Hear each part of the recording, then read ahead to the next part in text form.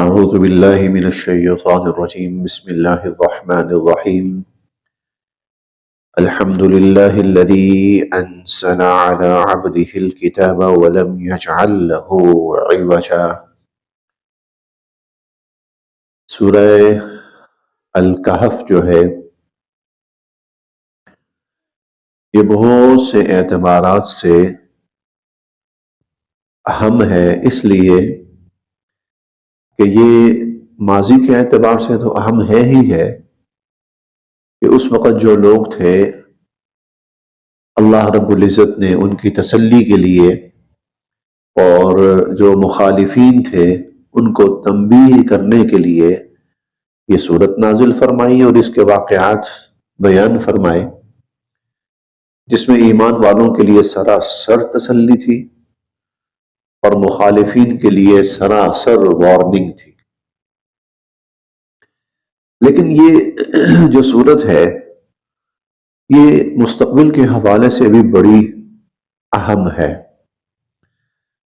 اور مستقبل کے حوالے سے اس لیے بڑی اہم ہے کہ نبی کریم صلی اللہ علیہ وسلم نے اس سورت کو دجال کے فتنے سے جوڑا ہے، اور دجال حضور کے زمانے میں تو کافی مستقبل بعید کا تھا، لیکن ہمارے اب زمانے میں لگتا ہے کہ مستقبل قریب کا فتنہ ہے۔ اور دجال کے فتنے سے اس طرح سے جوڑا ہے کہ آپ نے فرمایا جو شخص اس کی پہلی 10 آیات اور اس کی آخری 10 آیات یاد بھی کرے اور روزانہ پڑھتا بھی رہے تو اللہ رب العزت اگر دجال ظاہر ہوا، نمودار ہوا، تو اللہ تعالیٰ دجال کے فتنے سے بھی اس کی حفاظت فرمائیں گے اور فتنوں سے بھی اللہ پاک اس کو محفوظ رکھیں گے۔ اس کے ساتھ نا ایک بڑی دلچسپ بات ہے، یہ رائے ہے ایک مولانا منظور نعمانی صاحب رحمۃ اللہ علیہ، انہوں نے یہ بات نقل کی ہے، بڑی دلچسپ بات ہے۔ وہ کہتے ہیں کہ حضرت عیسیٰ علیہ السلام کا نزول، دجال کا ظہور اور بنی اسرائیل یعنی یہود کا عروج، یہ سب کے سب 15ویں صدی کے واقعات ہیں۔ 15ویں صدی کے اور 15ویں صدی کے بھی نصف کے واقعات ہیں، 15ویں صدی کے نصف کے واقعات۔ وہ کہتے ہیں کس طرح؟ کہتے ہیں سورہ بنی اسرائیل جو ہے یہ شروع ہو رہی ہے 15ویں پارے میں، اور بنی اسرائیل مخصوص ایک ہی نام ہے، ایک ہی اصطلاح ہے یہود کے لیے۔ قرآن کریم نے جہاں پر بھی بنی اسرائیل کہا تو یہود کو ہی کہا ہے۔ تو 15ویں پارے کے آغاز میں بنی اسرائیل شروع ہو رہی ہے۔ اس کا مطلب یہ ہے کہ 15ویں صدی کا آغاز جو ہے وہ یہود کا عروج ہے، اور ایسا ہی ہے، ایسا ہی ہے۔ 15ویں صدی یہ پچھلے 40-45 سال 50 سال آپ لگا لیں، یہود نے عروج پایا ہے۔ اور پھر وہ کہتے ہیں کہ 15واں پارہ جب نصف ہو رہا ہے تو وہ صورت آ رہی ہے جس کو حضور دجال سے جوڑ رہے ہیں، اور یہود کے عروج کی جو انتہا ہے وہ دجال کا ظہور ہے۔ جب دجال نے ظاہر ہونا ہے نا، یہود جس مسیحا کا انتظار کر رہے ہیں نا وہ دجال ہے۔ یہود جس مسیحا کا انتظار کر رہے ہیں وہ دجال ہے، اور المسیح الدجال کہتے ہیں وہ اس کو۔ اور ان کا ماننا یہ ہے کہ پوری دنیا کے اوپر ہمارا جو اقتدار ہوگا وہ ہمارا بادشاہ اور ہمارا مسیح یعنی دجال اس کے ہاتھوں ہوگا۔ اور یہ 15ویں پارے کے نصف میں آ کر سورہ کہف شروع ہو رہی ہے جس کو حضور دجال سے جوڑ رہے ہیں۔ اس کا مطلب یہ ہے کہ 15ویں صدی کے نصف میں کسی موقع پر آ کر دجال کا ظہور ہونا ہے، اور یہ 15ویں پارے کا نصف ہے، اور ہم 15ویں صدی کے نصف کے قریب قریب ہیں۔ 1447 چل رہا ہے، 1447، یعنی اگلے چند سال یہ دجال کا خروج، ہاں خروج، ظہور نہیں، خروج، اور حضرت عیسیٰ علیہ السلام کا پھر نزول، اور حضرت جو مہدی ہیں ان کا ظہور، یہ اگلے چند سال ان کا ہے۔ اچھا، اس کے جتنے مضامین ہیں نا، وہ مضامین ایمان اور مادیت پرستی کی کشمکش ہے۔ ایمان اور مادیت پرستی، مادیت پرستی، میٹیریلزم، وہ کیا ہے؟ دنیا کے اسباب، دنیا کی اقتدار، دنیا کی حکومتیں۔ پہلا واقعہ اصحاب کہف کا ہے۔ اصحاب کہف کے واقعے میں کیا ہے؟ ایک بہت بڑی حکومت، بہت بڑی ریاست، وہ اپنے طاقت کے نشے میں ایمان والوں کو کچلنا چاہتی ہے، طاقت کے نشے میں ایمان والوں کو کچلنا چاہتی ہے۔ اللہ رب العزت ان ایمان والوں کی حفاظت کر کے دکھاتے ہیں، اور اپنے تمام تر وسائل کے باوجود وہ طاقت ان کو کچل نہیں پاتی۔ اصحاب کہف کا واقعہ یہی ہے۔ اللہ پاک ان کی آپ کہہ سکتے ہیں کہ خرق عادت طور پر ان کی حفاظت فرماتے ہیں۔ اور اب جب دجال ہے اور دجالی قوتیں جتنی بھی ہیں، یہ سب کے سب میٹیریلزم کی بنیاد پر ہیں۔ وسائل، ٹیکنالوجی، طاقت، اسلحہ، ہتھیار، سائنسی ایجادات، یہ سب میٹیریلزم ہے، اور اس کا سب سے بڑا مقابلہ ایمان سے ہے، اہل ایمان سے ہے۔ گویا آپ کہہ سکتے ہیں مادہ اور ایمان اس کی سب سے بڑی کشمکش۔ اسی لیے اگر دجال ادھر آ رہا ہے جو میٹیریلزم کا سب سے بڑا نمائندہ ہے اور مادیت پرستی کا سب سے بڑا نمائندہ ہے، جس کے پاس پوری دنیا کے وسائل، صلاحیتیں، ٹیکنالوجی جمع ہو جائے گی، تو دوسری طرف اس کے سامنے عیسیٰ علیہ السلام ہے جو ایمان کی سب سے بڑی علامت ہے۔ اور اس ٹکراؤ میں اور اس کشمکش کے اندر پھر ایمان جیتے گا، اور مادہ اور مادیت پرستی اور ان کے پرستار وہ سب ہلاک ہوں گے۔ یہ انشاءاللہ بھی کہنا چلیں، کہتے نہ چاہیے ہمیں، لیکن یہ یقینی بات ہے۔ یقینی اس لیے کہ یہ اللہ تعالیٰ اور اللہ کے نبی کے کہی ہوئی باتیں ہیں، تو یہ ایسا ہونا ہے۔ شروع کرتے ہیں جی، بسم اللہ الرحمن الرحیم۔ الحمدللہ، تمام تر تعریفیں اور تمام تعریفوں کے لائق اللہ کے ساتھ ہیں۔ تمام تر تعریفیں اللہ کے لیے ہیں، اور تمام تر تعریفوں کے لائق اللہ ہی ہے۔ اس کی وجہ یہ ہے کہ اب جو کچھ آپ پڑھیں گے آگے، اس میں آپ کو جو کچھ حیران کن ترین چیزیں نظر آئیں گی، ایک خالص سائنسی ذہن اس کو ماننے کو تیار نہیں ہوگا، ایمان سے خالی ذہن اس کو تسلیم کرنے کو تیار نہیں ہوگا۔ اتنی حیران کن چیزیں ہیں۔ تو یہ کون ہے؟ کس کے قبضہ قدرت سے ہیں؟ کس کے اختیار سے ہیں؟ اللہ۔ اسی لیے الحمدللہ، ساری تعریفیں اسی کے لیے ہیں۔ الذی، جس نے، انزل، اتاری، علی عبدہ، اپنے بندے پر، الکتاب، یہ کتاب، جس نے اپنے بندے پر یہ کتاب اتاری۔ ولم یجعل، اور نہیں رکھی اللہ نے، لہو، اس میں، عوجا، کوئی خامی، اور اللہ نے اس میں کوئی خامی نہیں رکھی۔ قیمہ، یہ بالکل درست ہے، یہ ہر اعتبار سے مکمل ہے، یہ ہر اعتبار سے مستحکم ہے، مدلل ہے۔ قیم کا لفظ بہت وسیع ہے، اور قیم دلائل کے اعتبار سے مستحکم۔ قیم اپنی گفتگو کے انداز سے بے مثال، قیم درستگی کے اعتبار سے 100% درست، قیم مضبوطی کے اعتبار سے ناقابل شکست، ہر اعتبار سے قیمہ، ایسی کتاب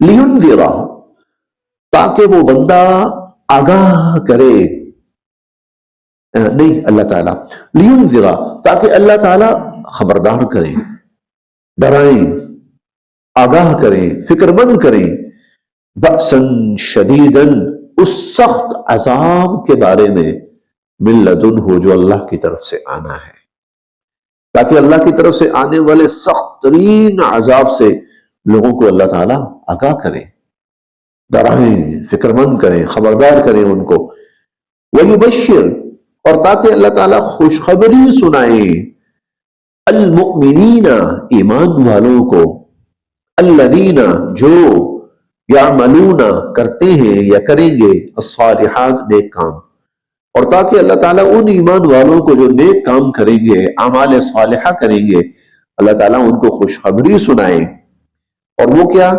ان، کہ بے شک، لہم، ان کے لیے، اجرن حسنا، بڑا عمدہ صلہ ہے، ان لہم اجرن حسنا، ان کے لیے بہت عمدہ صلہ ہے، ماکثین، اور وہ رہیں گے، فیہ، اس میں، ابدا، ہمیشہ ہمیشہ، ماکثین فیہ ابدا، کہ وہ اس کے اندر ہمیشہ ہمیشہ رہیں گے، وَيُنذِرْ، اور تاکہ اللہ تعالیٰ خبردار کریں اور ڈرائیں، الذین، ان لوگوں کو بھی، قالوا، جو کہتے ہیں، اتخذ، بنا لی، اللہ، اللہ نے، ولدا، اولاد، تاکہ اللہ تعالیٰ خبردار کرے ان لوگوں کو بھی جو یہ کہتے ہیں کہ اللہ نے اولاد بنا لی، ما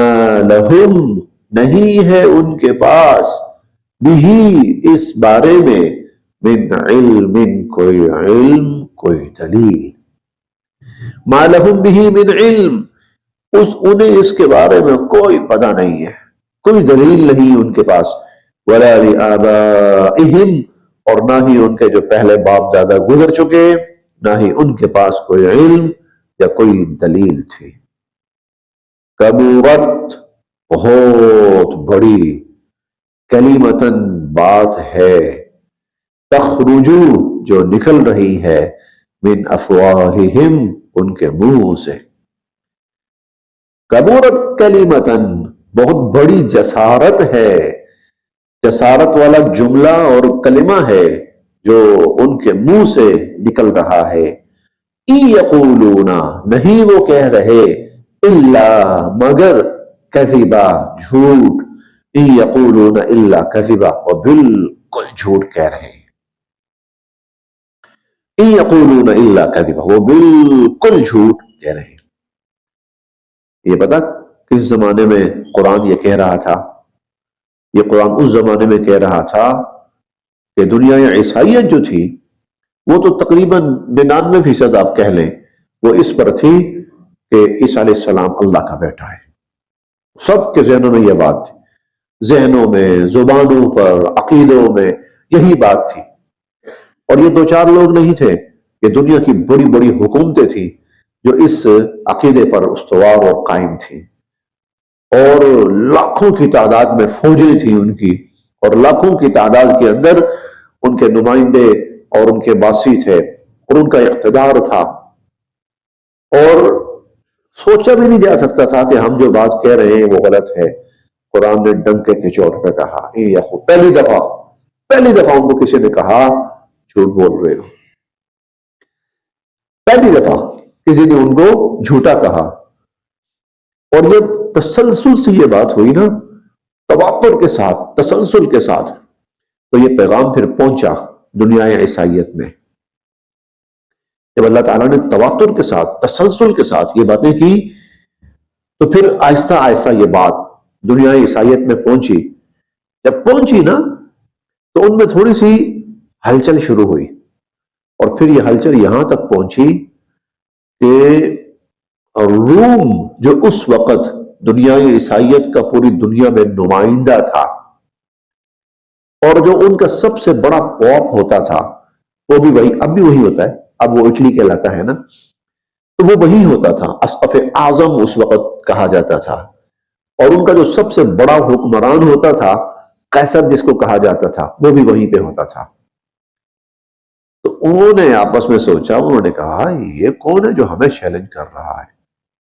چنانچہ ایک بہت بڑا وفد تیار ہوا، اہل علم حضرات چن چن کے اپنے پڑھے لکھے اہل علم حضرات منتخب کیے گئے اور ان کو بھیجا گیا نبی کریم صلی اللہ علیہ وسلم کی خدمت میں۔ وہ نجران کا وفد کے نام سے وہ مشہور ہیں۔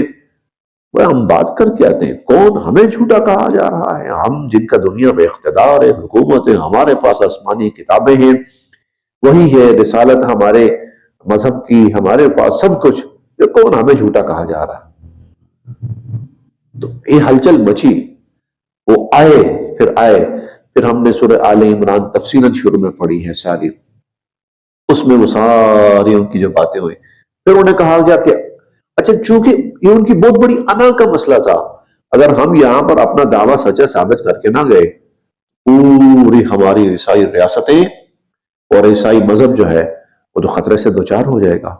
وہ نہیں مان رہے تھے، کسی صورت ماننے کو تیار نہیں ہو رہے تھے، وہ نیا سے نئی کوئی بات نکال کے لے آتے، نئی سے نئی کوئی بات۔ آخر اللہ نے کہا چلو پھر ان سے کہو باہر آؤ مباہلہ کرتے ہیں۔ مباہلہ، اللہ جو سچا ہے اس کو زندہ رکھ، جو جھوٹا ہے یہی مار دے اس کو۔ یہ مباہلہ یہی ہوتا ہے، جو سچا ہے نا اس کو زندہ رکھ، اور جو جھوٹا ہے یا اللہ اس کو یہی مار دے۔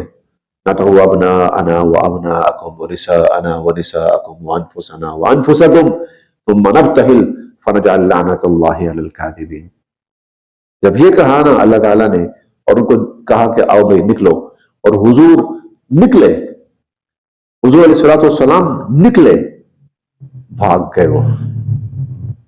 وہ بھاگ گئے، کیونکہ اگر ہم یہاں مر گئے نا تو پھر تو ہمارا جھوٹا ہونا 100% سچا سام ہو جائے گا، ہم جھوٹے۔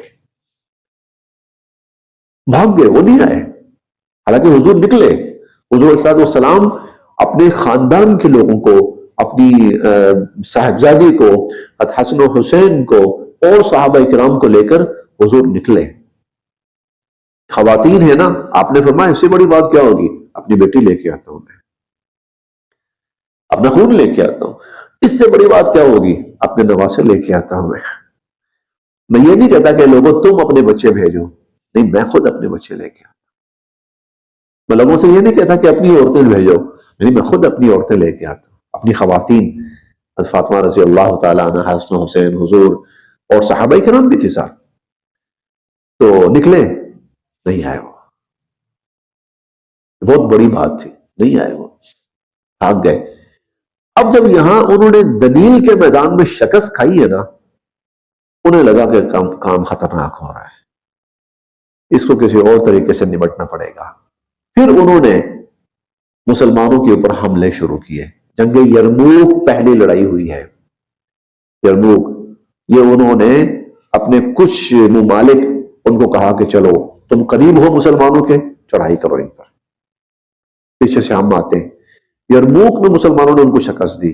جب یہاں شکست ہوئی تو پھر روم سوچنے لگا کہ یہ تو معاملہ ہماری توقعات سے بہت آگے بڑھ گیا ہے، اس کے لیے تو بہت بڑا کام کرنا پڑے گا۔ چنانچہ پھر غزوہ تبوک کا جو ہوا ہے، روم پھر خود آیا، کم سے کم 3 لاکھ سے زائد فوج لے کر۔ 3 لاکھ فوج مذاق نہیں ہوتا، 3 لاکھ فوج لے کر کسی، اور وہ کس نے کہاں پہ حملہ آور ہونا ہے؟ مدینہ کے اوپر، مسلمانوں کے اوپر، مدینہ کے اوپر۔ لیکن پھر اللہ نے ایسی مدد فرمائی کہ اس کو وہ راستے سے بھاگ گیا۔ یہ بہت بڑی بات ہے۔ تو ان یقولون الا کذبا، جھوٹ بول رہے ہیں یہ لوگ۔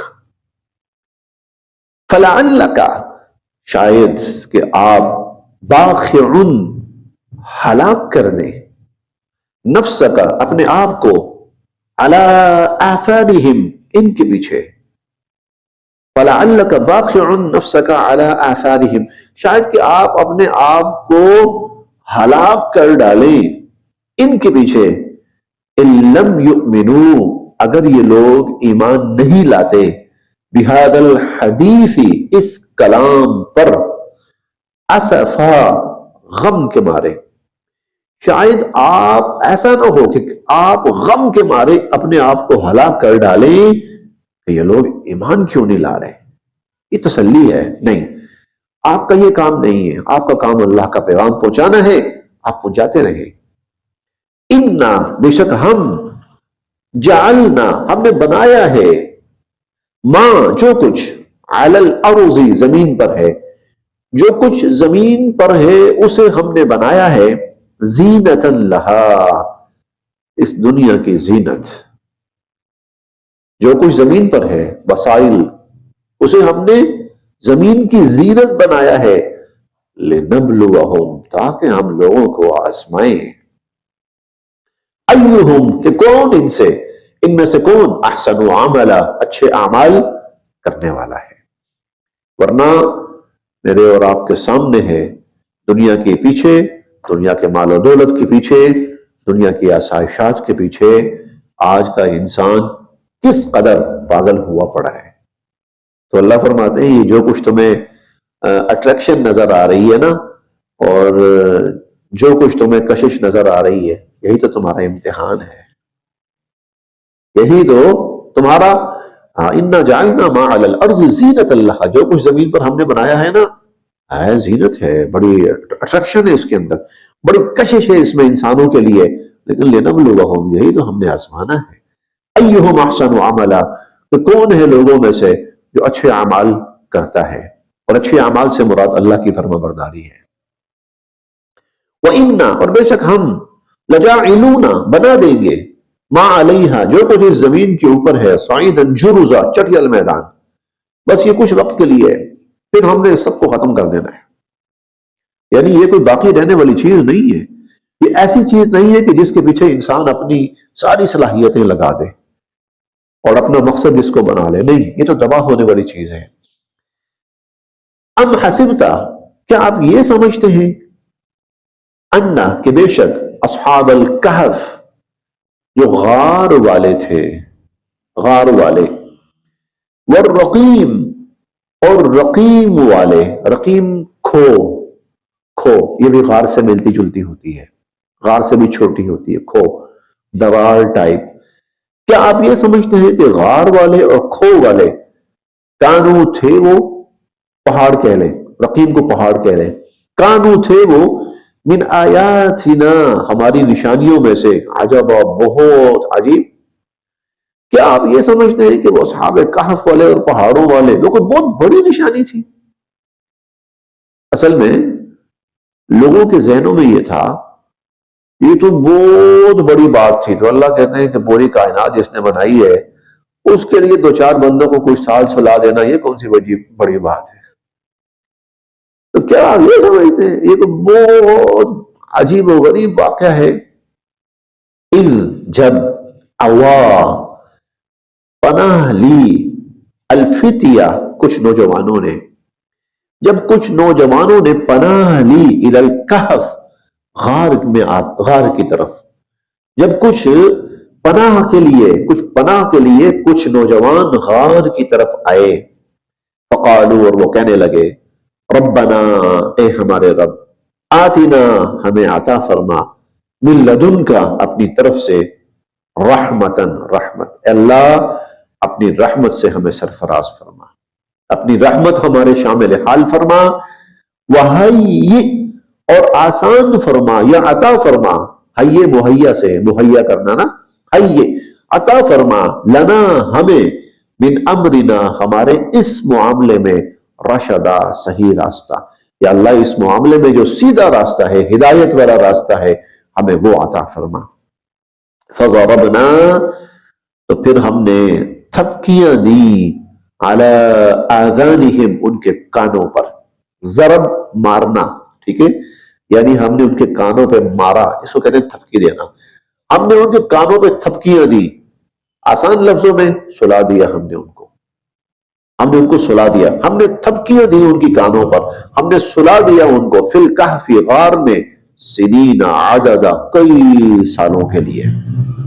ثم، پھر بعثناہم، ہم نے انہیں اٹھایا، پھر ہم نے انہیں اٹھایا، لنعلم، تاکہ ہم معلوم کریں، ای الحزبین، دونوں گروہوں میں سے کون، احصا، زیادہ بہتر شمار کرنے والا ہے.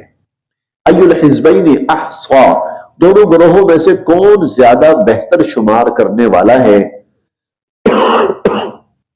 لما لبثوا امدا، امدا مدت، لبثوا وہ رہے، لما لبثوا امدا کہ وہ کتنی مدت تک سوئے رہے، تاکہ دونوں گروہوں میں سے ہم دیکھیں کہ دونوں گروہوں میں سے کون صحیح شمار کر پاتا ہے کہ کتنی مدت وہ غار کے اندر رہے. جب یہ لوگ اٹھے تھے نا، ہم کل یا پرسوں پڑھ لیں گے، اٹھے تھے تو پھر ان میں آپس میں بحث شروع ہوئی، کتنی دیر ہم سوئے رہے. ایک کہنے لگا اتنی دیر، دوسرا کہنے لگا اتنی دیر. تو ہم دیکھیں کہ ان میں سے کون زیادہ بہتر اس تعداد کو شمار کرنے والا ہے جتنی تعداد یا جتنا عرصہ وہ سوئے رہے. بس یہاں